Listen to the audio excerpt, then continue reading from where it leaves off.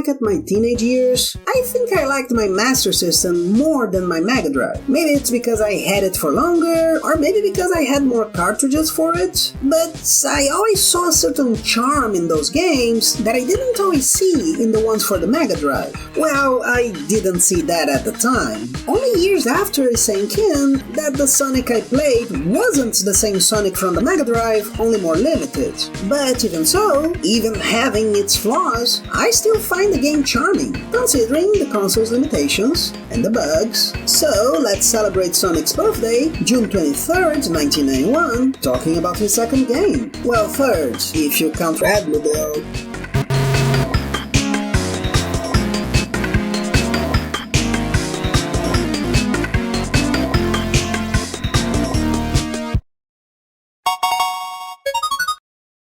Our game starts in Green Hill, as expected, but since the start we have some differences. There's a certain difficulty to move our character. The control is continuous, but you'll feel a certain delay occasionally when starting to walk fast or run. Likewise, now and then you'll feel some delay in the jumping. It's not always, but it does happen here and there. The most common problem will be stopping after jumping or running. Consequently, that feeling that you're going quite fast, to which Sonic is so associated, at least in the beginning of his career, is a considerable risk. Besides that, he runs leaving the screen behind, which is never a good thing. Last reaction time is a bad thing already, but at least you feel like their speed. Last chance to see what we'll have to react to is particularly bad. On top of all that, Master System Sonic 1 has the same design problem that the Mega Drive Sonic 1 does. That is, the levels aren't always conducive to running. But I do admit, when you pass by that spike pit without needing to jump or even stop running, the feeling is quite good.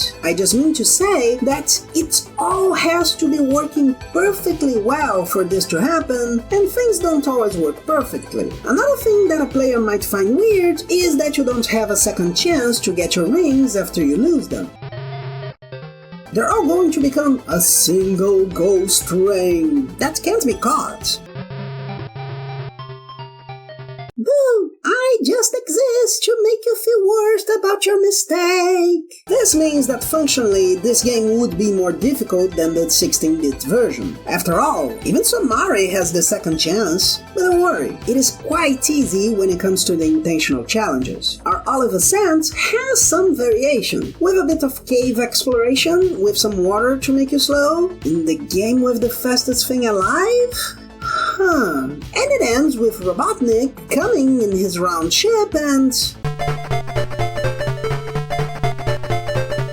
just going back and forth until he comes down and tries to run you over. A little too easy for most, I'd say. I imagine that if it were your first game, it wouldn't be bad, but it'd still be below the difficulty level expected at the time. Going on to the bridge then, which also takes you 3 stages to get through, and no motels in the way either. There we'll have more water, but it's not there to slow you down, so okay. And wait, okay? Mechanical piranhas and a Chaos Emerald. Yeah, this is how they handled the Chaos Emeralds. We're just going to find them laying around. Of course, hidden or with some tricks. But let's be honest, having to follow the log is not exactly a tough one, is it? The first emerald, for instance, is perfectly available, in case you don't follow the pathway straight. In the labyrinth, on the other hand, the emerald will require being invincible to get it. But yeah, they'll just be around the stages, as if they're the rainbow gems that didn't have a master in Castle of Illusion. March of that year, by the way. Oh, but how are the bonus levels then? Well, they are the Spring Yard Zone simplified. They're not a way to get the emerald, not that you could have become a Super Saiyan to begin with, but a way to get lives collecting more rings or ink screens and get continues. I'd complain that games should just have infinite continues, but again, they aren't necessary for most. It isn't as irritating as the Spring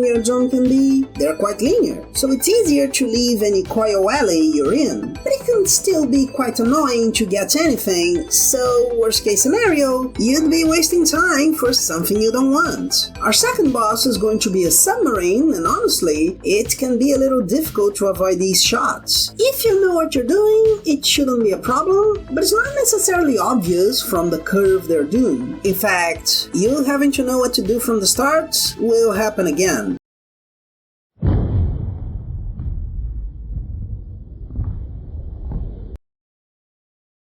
We go to the jungle, the first stage where the scenery changes quite a bit. Here, it also becomes clear that if the intentional difficulty isn't that bad, the unintentional ones can be very unfortunate. For instance, we have some bottomless wells. And since we have various jumps that need to be more precise, yep, that difficulty to stop is going to be much more noticeable here. Here's also where these screens with a down arrow start to be important. These are your respawn markers, which means that if you don't destroy them each and every time, you'll go back to the start of the level and have to do it all over again. I suppose this is a good way to get around technical limitations, yet I have to imagine this could be tricked into destroying itself automatically, maybe off-screen, and triggered by an on-screen marker. However, I don't want it to seem like I don't like this game. I probably like it more than I should. That charm I mentioned is all over. The waterfalls, the lightning in the stage closer to the end,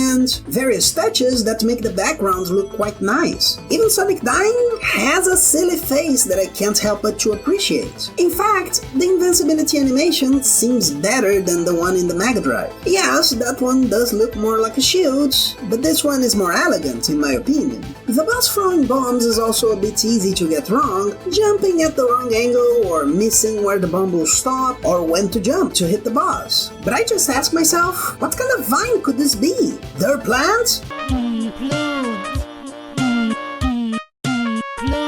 You might even be able to go into the rainbow mist with it. We go through a labyrinth, which is more irritating than interesting. In it, we have the emerald we can't get if we don't run with invincibility.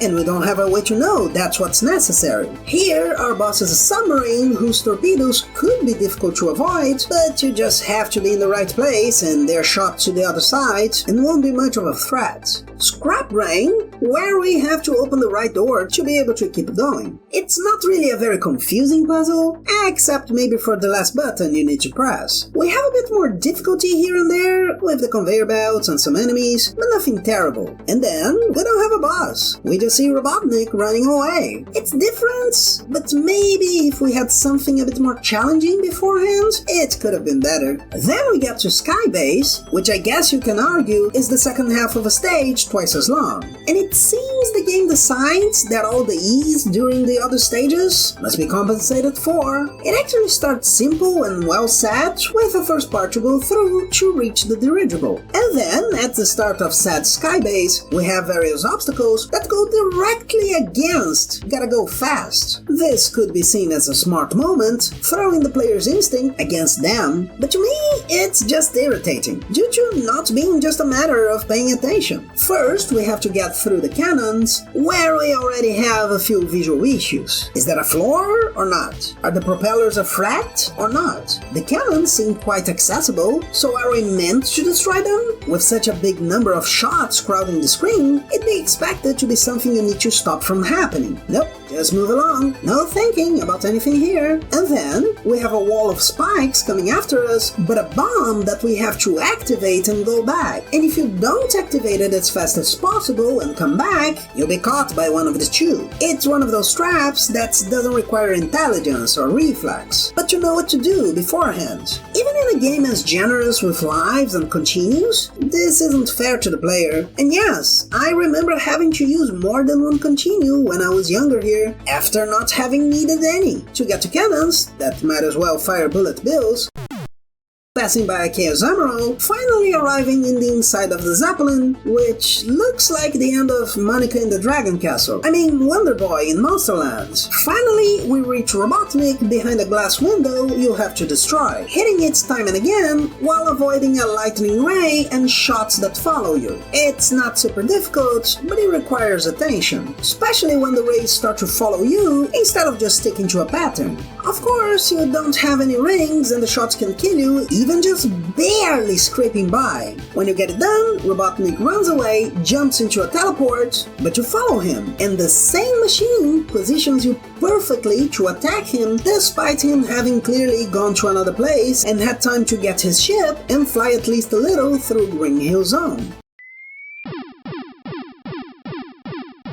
Did he show up there, go to his place that happens to be just off screen real quick, and forget to run in another direction? And we finish with Sonic singing while the credits go by. At least it's not a killing android with stolen lungs. Playing again, I had quite a bit of fun. It might just be the nostalgia, but it was an hour 45 of fun. That didn't demand much from me. As something to relax, I liked it a lot. However, it were less than 2 hours, even not rushing. Ironically, even not being a perfect playthrough and having had some deaths, the game didn't require more than that. Being a game that's not so long, with some negatives and not having some positives celebrated in the Megas version, maybe it's not for everyone. But if you have an hour and a half, 2, for fun, and not looking for anything too difficult, I'd recommend it, especially if you're already curious.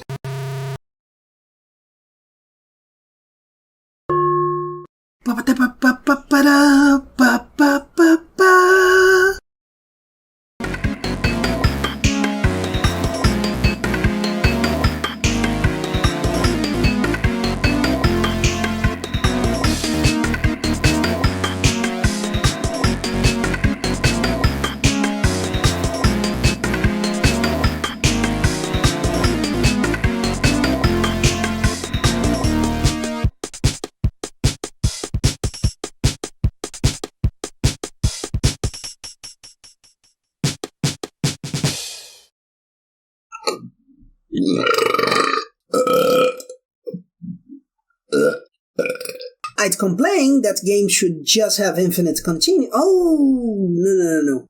She just made it go to another place. And the car, wonderful.